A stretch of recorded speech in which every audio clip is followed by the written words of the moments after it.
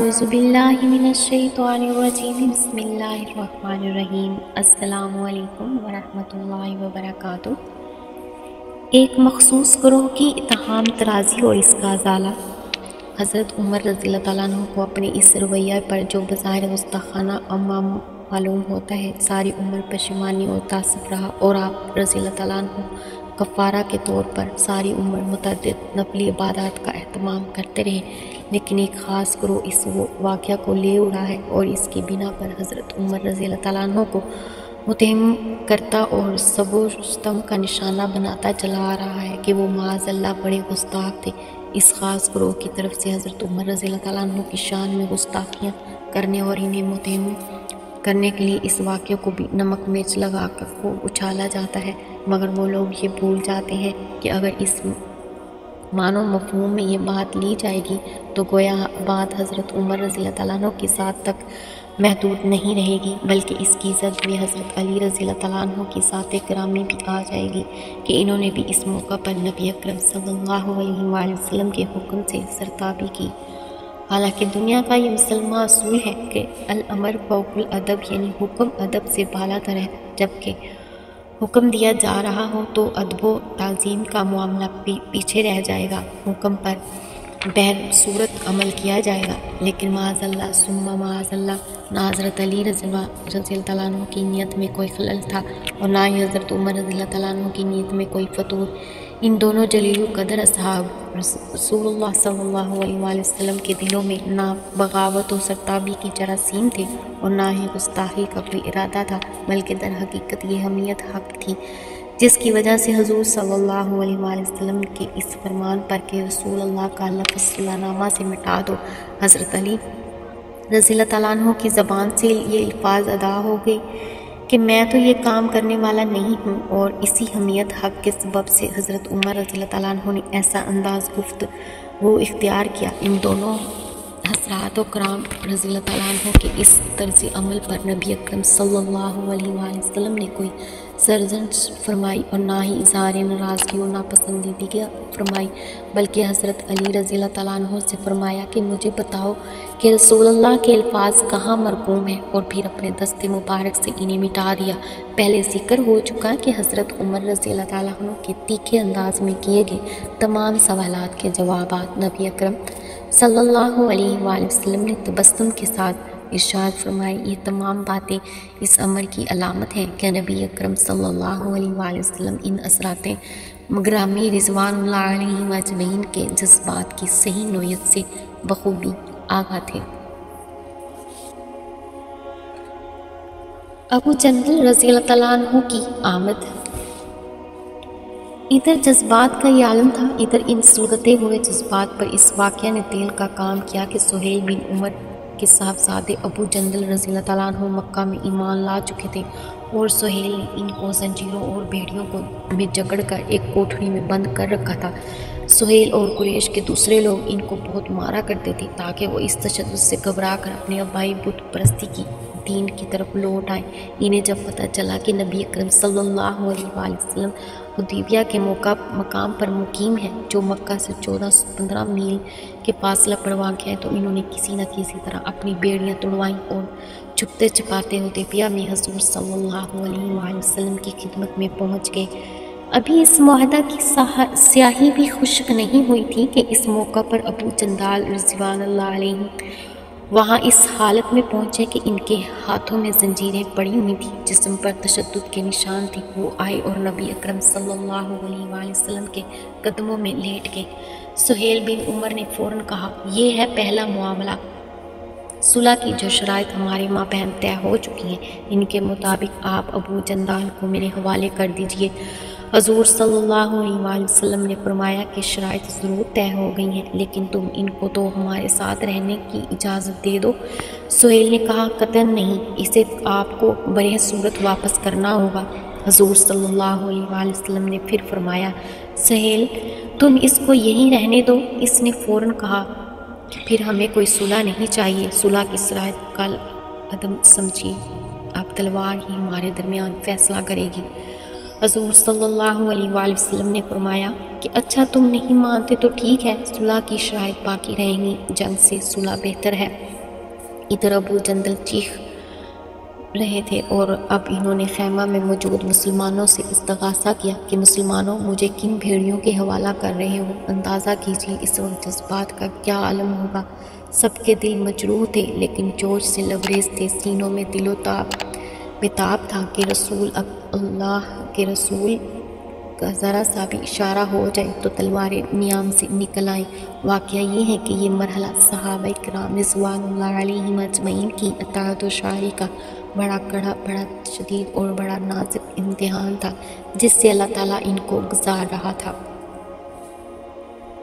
نبی اکرم صلی اللہ علیہ وآلہ وسلم کی حضرت ابو جندل رضی اللہ تعالیٰ عنہ کو نصیحت۔ سہیل بن عمر کی ضد اور اصرار کو دیکھ کر نبی اکرم صلی اللہ علیہ وآلہ وسلم نے فیصلہ صادر فرما دیا کہ ابو جندل رضی اللہ تعالیٰ عنہ کو سہیل کے حوالہ کر دیا جائے اور یہ مظلومانہ طور پر مقصد ہے راستہ نکال دے گا۔ ہم صلح کی شرائط طے کر چکے ہیں، ان کی روح سے ہم پابند ہیں کہ تمہیں واپس کر دیں۔ چنانچہ سہیل اپنے بیٹے کو اپنے ساتھ واپس لے گئے۔ صحابہ کرام رضوان اللہ علیہم اجمعین کا غیر معمولی طرز عمل اب جب کہ صلح ہو گئی، اس پر دستخط ہو گئے اور سہیل واپس چلے گئے تو نبی اکرم صلی اللہ علیہ وآلہ وسلم نے صحابہ کرام رضوان اللہ علیہم اجمعین سے فرمایا کہ اب اٹھو، قربانی کے لیے جو جانور ساتھ لائے ہو ان کی یہیں پر قربانیاں دے دو اور احرام کھول دو۔ اس وقت مسلمانوں کے جذبات کا جو عالم تھا اس کا اندازہ نہیں کیا جا سکتا۔ ہوا یہ کہ ان میں سے ایک شخص بھی نہیں اٹھا۔ جذبات کی یہ کیفیت تھی کہ گویا ان کے اعصاب و اعضاء بالکل شل ہو گئے اور ان میں حرکت کرنے کی بھی طاقت نہیں رہی۔ ان کے دل اس درجہ بجھے ہوئے تھے، ان کا جوش و خروش تو یہ تھا کہ وہ جان ساری اور سرفروشی دکھائیں اور اللہ تعالیٰ کے دین کی راہ میں گردنیں کٹوا کر سرفروش ہو جائیں، جیسا کہ سورۃ الاحزاب میں وارد ہے۔ من المؤمنین رجال صدقوا ما عاہدوا اللہ علیہ فمنہم من قضی نحبہ ومنہم من ينتظر وما بدلوا تبدیلا۔ سورۃ احزاب۔ اہل ایمان میں کتنے جوان مرد ہیں کہ جنہوں نے جو عہد اپنے پروردگار سے کیا تھا اسے پورا کر دکھایا، بس ان میں سے وہ بھی ہیں جو اپنا ہدیہ و جان پیش کر چکے، اپنی نظر اللہ کے حضور گزار چکے ہیں، اور کتنے ہیں جو منتظر ہیں کہ کب ہماری باری آئے اور ہم یہ جانیں دے کر سرخرو ہو جائیں، اور انہوں نے اپنے عہد میں کوئی تبدیلی نہیں کی۔ معلوم ہوا کہ اس وقت حضرت علی اور حضرت عمر رضی اللہ تعالیٰ عنہ سے جو جذباتی کیفیت صادر ہوئی وہ صرف ان دونوں کی نہیں تھی بلکہ تمام مسلمانوں کی تھی۔ سب ہی دل شکستہ تھے۔ یہ منظر ناقابل تصور ہے کہ نبی اکرم صلی اللہ علیہ وآلہ وسلم حکم دے رہے ہیں کہ اٹھو، قربانیاں دے کر احرام کھول دو، اور کوئی ایک شخص بھی نہیں اٹھ رہا۔ آپ صلی اللہ علیہ وآلہ وسلم نے دوسری مرتبہ حکم دیا کہ اٹھو، یہی قربانیاں کرو اور احرام کھول دو، مگر پھر بھی کوئی نہیں اٹھا۔ صحابہ رضی اللہ تعالیٰ عنہ کے ذہن میں تو یہ تھا کہ ہم مکہ جائیں گے، کعبہ کا طواف اور سعی کریں گے اور پھر قربان گاہ میں قربانیاں کریں گے۔ جو جانور ساتھ ہیں وہ تو ہدی ہیں کعبہ کی، اب یہاں پر ہم قربانیاں کیسے کر دیں؟ حضور صلی اللہ علیہ وآلہ وسلم نے تیسری مرتبہ پھر فرمایا اٹھو، قربانیاں دے دو اور احرام کھول دو، مگر کسی نے جنبش نہیں کی۔ یہ اس لیے ہوا کہ صحابہ کرام رضوان اللہ علیہم اجمعین کی جذباتی کیفیت ایسی تھی کہ وہ اس صورتحال کے لیے ذہناً تیار نہیں تھی۔ وہ اپنی جانیں دینے اور گردنیں کٹوانے کے لیے تو تیار تھے، لیکن جن شرائط پر صلح ہوئی تھی اسے ان کے اعصاب اور مزاج قبول نہیں کر رہے تھے۔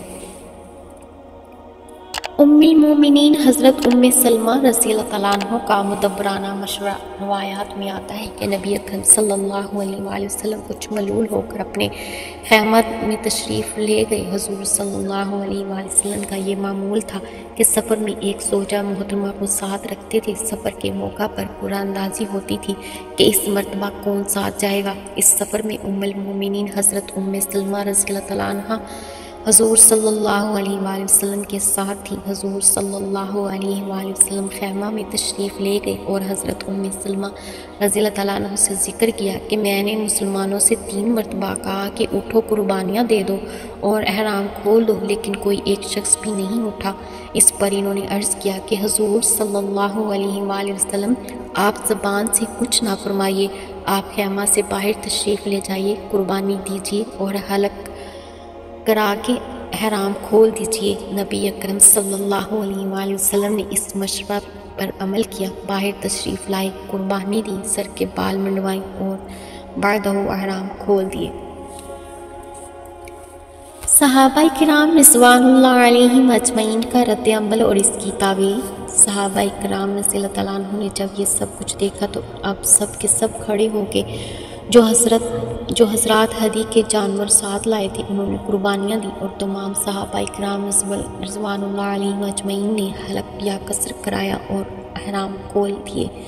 اس صورتحال کی تعویل یہ ہے کہ صحابہ کرام رضی اللہ تعالیٰ عنہ پر ابھی تک ایک حالت منتظرہ طاری تھی۔ وہ اس خیال میں تھے کہ شاید صورتحال بدل جائے، شاید اللہ تعالیٰ کی طرف سے نئی وحی آ جائے۔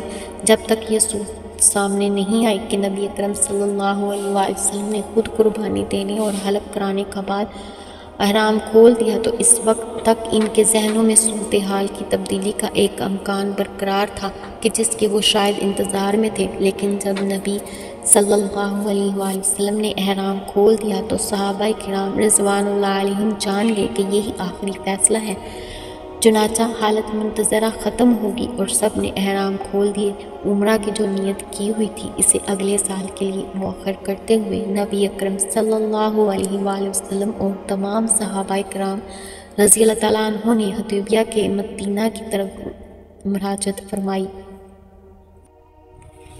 یہ صلح کن اعتبارات سے فتح مبین تھی؟ اس اہم واقعہ کو قرآن مجید نے فتح مبین قرار دیا اور حدیبیہ سے واپسی پر یہ آیت نازل ہوئی کہ اِنَّا فَتَحْنَا لَكَ فَتْحًا مُبِينًا، سورۃ فتح۔ بے شک ہم نے اے محمد صلی اللہ علیہ وآلہ وسلم آپ کے لیے تابناک اور کھلی فتح کا فیصلہ فرمایا۔ صلح حدیبیہ کو رسول اللہ صلی اللہ علیہ وآلہ وسلم کی انقلابی جدوجہد کے زمن میں ایک نہایت اہم موڑ کی حیثیت حاصل ہے۔ در حقیقت اس صلح اور معاہدہ کا مطلب یہ تھا کہ قریش نے نبی اکرم صلی اللہ علیہ وآلہ وسلم کو ایک طاقت کی حیثیت سے تسلیم کر لیا۔ سیاسیات اور بین الاقوامی معاملات میں دراصل یہی بات فیصلہ کی کن ہوتی ہے کہ اگر کسی فریق کی قانونی و آئینی حیثیت تسلیم کر لی جائے تو اس کے لیے ایک بہت بڑی کامیابی ہوتی ہے، کیونکہ اس فریق کو بہت سے حقوق و تحفظات حاصل ہو جاتے ہیں۔ لہٰذا قریش کی طرف سے مصالحت پر آمادہ ہو جانے اور ایک باضابطہ تحریری شکل میں نبی اکرم صلی اللہ علیہ وآلہ وسلم کے ساتھ صلح کا معاہدہ کر لینے کا مطلب یہ ہے کہ گویا قریش نے یہ تسلیم کر لیا کہ محمد صلی اللہ علیہ وآلہ وسلم عرب کی ایک سیاسی اور عسکری طاقت ہے جن سے انہوں نے صلح کا معاہدہ کیا ہے۔ یعنی قریش کو تسلیم کرنا پڑا کہ محمد صلی اللہ علیہ وآلہ وسلم اب ایک ایسی طاقت ہے جنہوں نے تسلیم کیے بغیر اب کوئی چارہ کارا نہیں ہے۔ اس صورتحال کے پس منظر میں مدینہ منورہ کی واپسی کے سفر کے دوران سورۃ الفتح کے درج ذیل آیات نازل ہوئی۔ ان الذین یبایعونک انما یبایعون اللہ ید اللہ فوق ایدیہم، سورۃ فتح۔ بے شک جو لوگ اے محمد صلی اللہ علیہ وآلہ وسلم آپ سے بیعت کرتے ہیں وہ در حقیقت اللہ سے بیعت کرتے ہیں، اللہ کا ہاتھ ہے ان کے ہاتھ کے اوپر۔ اور لقد رضی اللہ عن المؤمنین اذ یبایعونک تحت الشجرہ، اے نبی صلی اللہ علیہ وآلہ وسلم تحقیق اللہ راضی ہو گیا ایمان والوں سے جب وہ بیعت کرنے لگے آپ سے درخت کے نیچے۔ اور احتیاط، لقد صدق اللہ رسولہ الرؤیا بالحق لتدخلن المسجد الحرام ان شاء اللہ آمنین محلقین رؤوسکم ومقصرین لا تخافون۔ بے شک اللہ نے سچ کر دکھایا اپنے رسول کو، خواب حق کے ساتھ تم لازماً داخل ہو کر رہو گے مسجد حرام میں اگر اللہ نے چاہا، آرام سے اپنے سروں کے بال مونڈتے اور کترتے ہوئے بے کھٹکتے۔ جب یہ آیات نازل ہوئی اور اہل ایمان کے سامنے ان کی تلاوت کی گئی تو ان آیات میں گویا ان کے زخمی دلوں پر مرہم کے پاہے کا کام کیا۔ اہل ایمان جس چیز کو اپنے خیال میں شکست سمجھتے تھے، اللہ تعالیٰ نے اس کو فتح مبین قرار دیا۔ اس سے مسلمانوں کے دل مسرت و شادمانی سے باغ باغ ہو گئے۔ صحیح مسلم میں روایت موجود ہے جس کا مفہوم یہ ہے کہ حضرت صلی اللہ علیہ وآلہ وسلم نے پہلے خاص طور پر حضرت عمر رضی اللہ تعالیٰ عنہ کو بلا کر ان کو بتایا کہ یہ صورت نازل ہوئی ہے۔ انہوں نے پہلے تو کچھ تعجب کا اظہار کیا، لیکن جب حضور صلی اللہ علیہ وآلہ وسلم نے فرمایا کہ ہاں اللہ تعالیٰ نے اسے فتح مبین قرار دیا ہے، تو ان کے دل بے قرار کو بھی قرار آ گیا اور وہ بھی شاد و فرحاں ہو گئے۔